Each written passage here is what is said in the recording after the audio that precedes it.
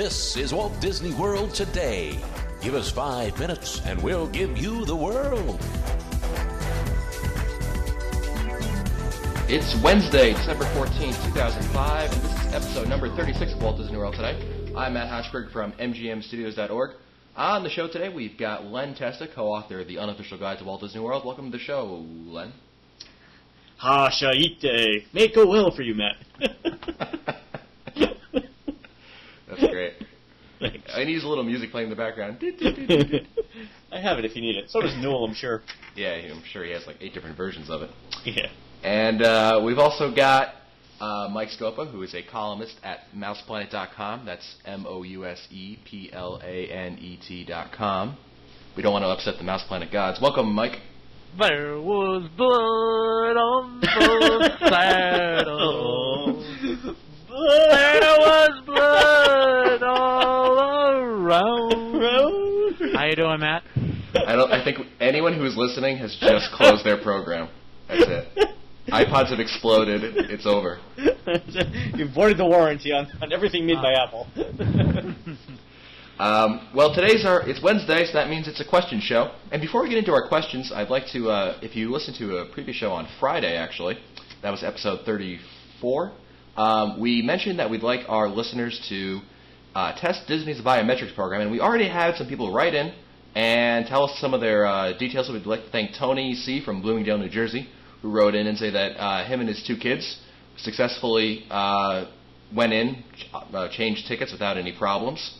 And we thank Tony for doing that. And also, we got Joshua Nelson went on a recent trip with him and his wife, and they had really no problems with him and his wife swapping out the tickets. So, if you are going to Disney World sometime soon, be sure to email us your results. I mean, swap them with your kids, with other people.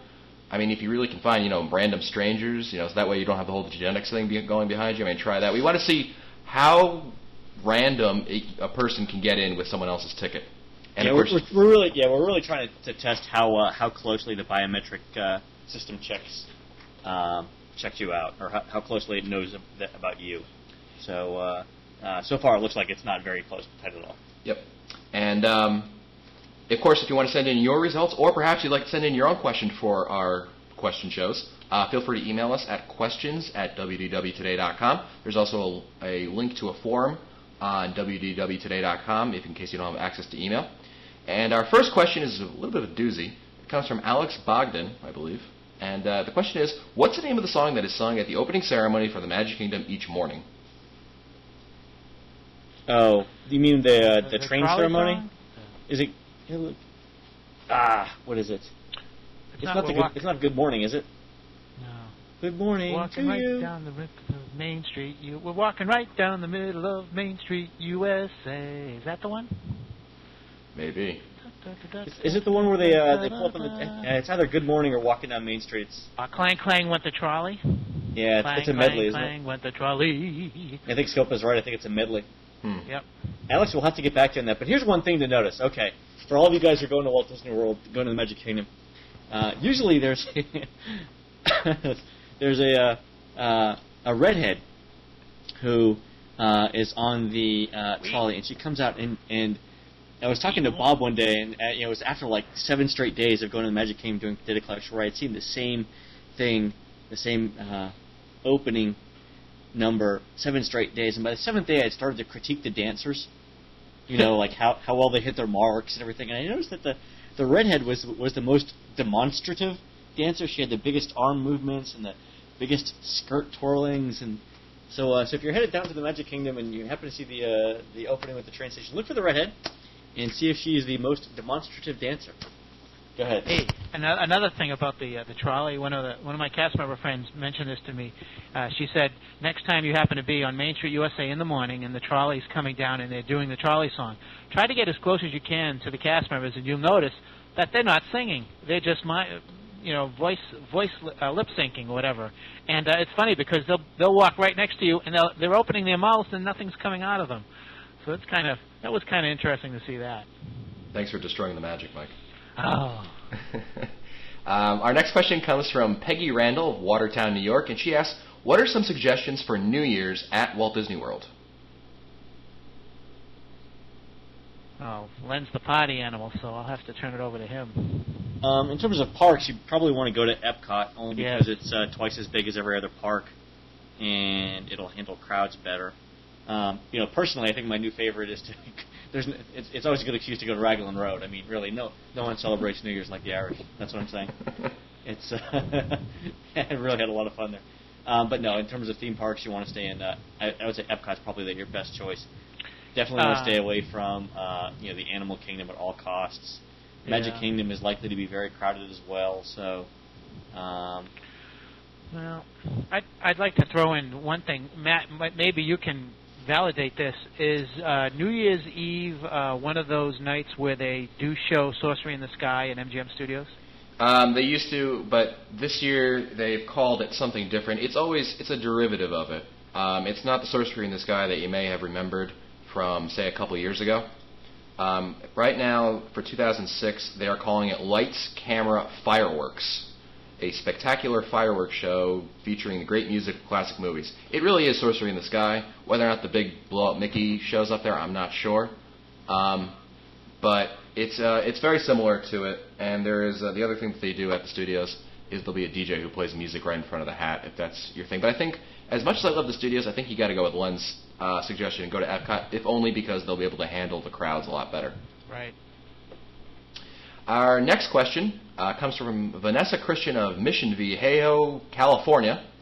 And the question is, we are going on the cruise that's a Walt Disney World cruise, on the 3rd, but are flying in 2 days before and 2 days after. We want to find a hotel that is not very expensive, that we'll be able to have some fun for a 5 and 7-year-old. They love swimming and pool slides. We are going to try and stay off of Disney property for financial reasons.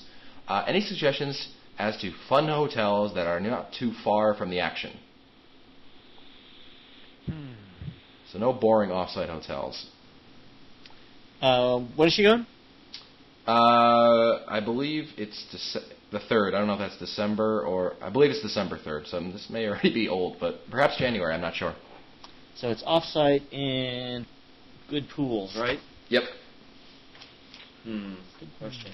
I hear somebody flipping through the unofficial guide. Yeah, really. What's in the downtown Disney area with a good pool? I don't think the Hilton's pools are particularly good.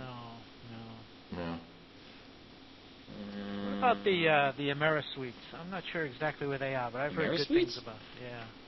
What about the Nickelodeon ones? I know we don't want to talk about Universal's hotels, but Bad. I'm sure Universal's pools are just fine. Yeah. What about Gaylord Palms? If you, I think she said affordable. Yes, sorry, so much for that. Close to the action. Let's see. Flip through the unofficial guide. Holiday Inn Sunspree Resorts. Yeah, the Holiday Inn ones would be pretty good. I would think the Sunspree, and then there's another Holiday Inn one in the area.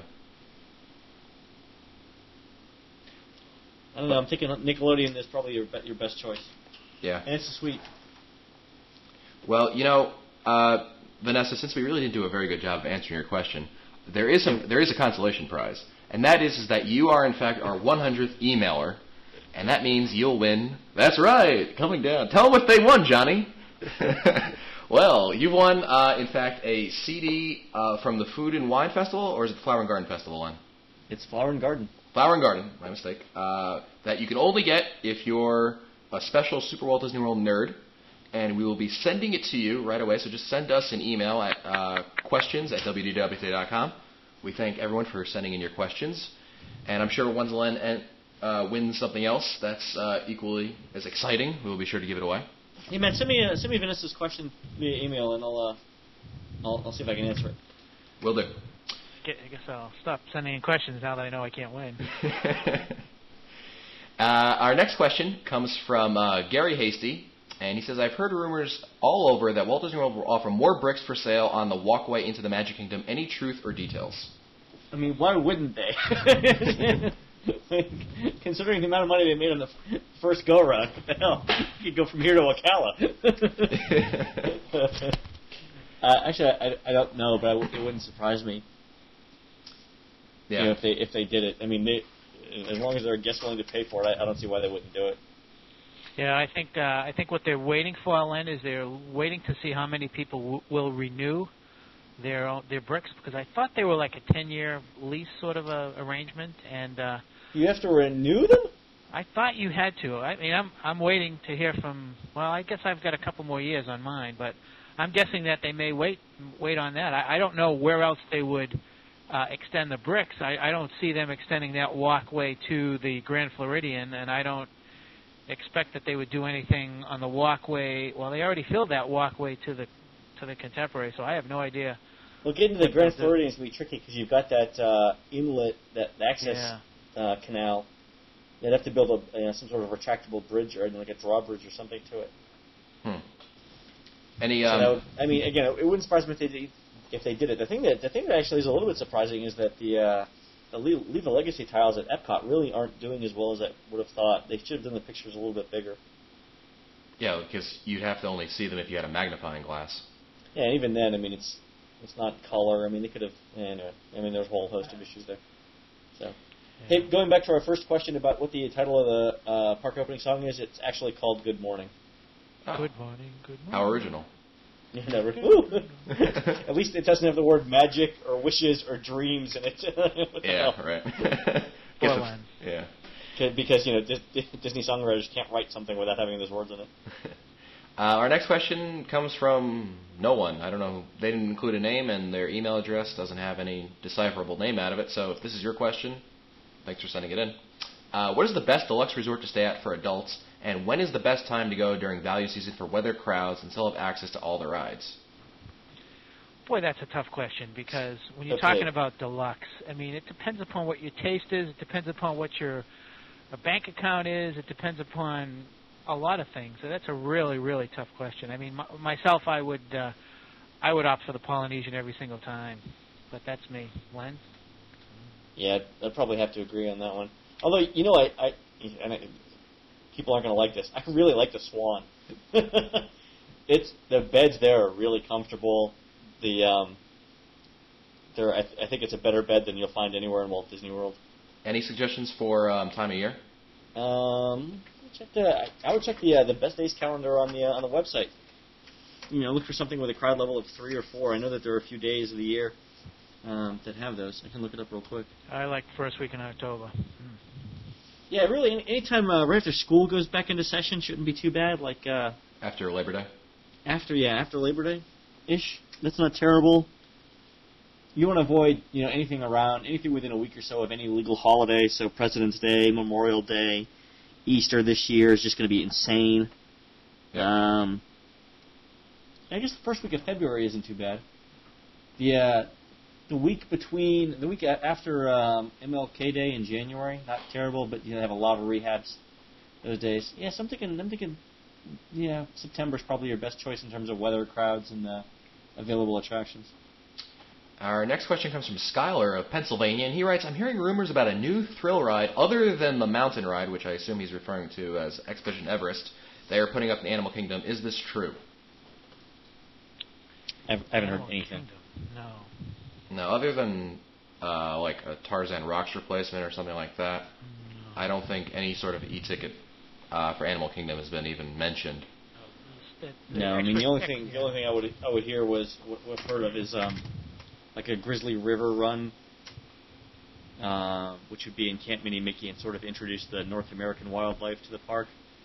But I know people in Disney have already pointed out that they already have that ride in the park, and it's called Kali River Rapids. So I don't know how it would go there. So. Okay. And sorry, Skylar. And our next question is from Jeff in Aylmer, Quebec, Canada, and he writes, I was wondering if you could tell me if the underground tour is still available, and have any of you done it? I would love to hear you throw that out for discussion. You mean the one that does the Utilidors? I believe so. I got this question not too long ago, and I couldn't find an answer on whether any of the tours show you the Utilidors. I haven't. The ones that I've been on have not. Well, you're the. I believe, Len, you're the resident tour expert over here. I haven't been on all of them. Mike's probably been on more tours than I have. Actually, the one that they're talking about, I think they're talking about they talking about like the keys to the kingdom where you go through? Is it the keys to the kingdom where you go through the utilidors? I don't think they do that anymore because when I went on it, we didn't. Oh, you didn't. When would you last do it? 03? Let me see. We went behind a lot of the attractions, and we drove around all the access areas of the Magic Kingdom, but we didn't actually see the utilidors. Although there is an entrance to the utilidors, from what I understand, in what used to be the old cinema on Main Street. Behind there was one of the entrances to the utilidors. So look for that door and make a run for it, Jeff. Yeah, I've been asked this question many times, and I just don't want to do the tours. I just don't want to see certain things. I want to maintain that magic. I'm a little concerned about running the half marathon in January because I know that I'll be going through the back areas in the Magic Kingdom near right around Adventureland and Adventureland. So I'm a little concerned about that. So I just like to maintain that magic. Yeah, you'll see where old parade floats go to die. Yeah, I mean, I saw that in the races in October. I saw a couple things in MGM and a couple things in Animal Kingdom, and it's like, whoa, now I know what's behind here, and I'm not too crazy about that. So that's something to think about when you do go on those tours. If you have dreams of becoming an Imagineer, yeah, maybe you want to go back and do it. But if you want to maintain that magic that Matt mentioned earlier in the show, I would say, think twice before you do that tour, because once you see that stuff, you'll never forget it. And our last question comes from Ann Bennett of Austin, Texas, who gets there so early. We are the first family at least once every trip. And this is actually a question for Len, I guess. She writes, I'm a big fan of the unofficial guide to Walt Disney World. I've been using it with no line waiting since at least 1995. I was just wondering about the Plaza Pavilion cutoff in Magic Kingdom for Space Mountain. Magic Kingdom staff used to have a rope area there. However, on a trip about 2 years ago, I rented a stroller with a 2-year-old and trotted down the sidewalk of Main Street at the same time my husband and our speedy 8-year-old left me at stroller rental to meet in front of Space Mountain. As I turned right at the plaza, now Tomorrow Noodle something, gaining a little speed by the downhill, I was a good 500 yards ahead of the pack coming from the hub. And she goes on and gets separated from her group to tell her about that. So is the Plaza Pavilion cutoff still available, Len? Last time I checked, it wasn't. And I don't think we have it in the 06 edition of the guide. I was just flipping through to look for that, but I don't think we recommend that anymore because of that. We had they really try to funnel everyone through the off the main hub now, which is a shame because you had like a 50-yard head start on everyone if you went that way before. The other thing is, if the last couple times I was able to do it, they delayed the opening of that particular section until a little bit later in the day. So it looks like Anne's going to be out of luck. They do that also in Epcot. For the opening of Epcot, they don't let you cut through interventions when you want to go to Soarin'. They make you go around. So. Yeah, I don't think we have that. I don't think we have that tip in the guide anymore. Yeah, because it's no longer a tip. Yeah, exactly. Good point. And going back to was it Jeff's question about utilidors? I don't see that in the Keys to the Kingdom tour. Well, if you'd like to send in your own questions, or perhaps you'd like to send in a suggestion for an opening line for Mike Scopa, we'd like to thank Ray Kastner for sending in some. Good luck. Yes, Mike is quite the opening line snob.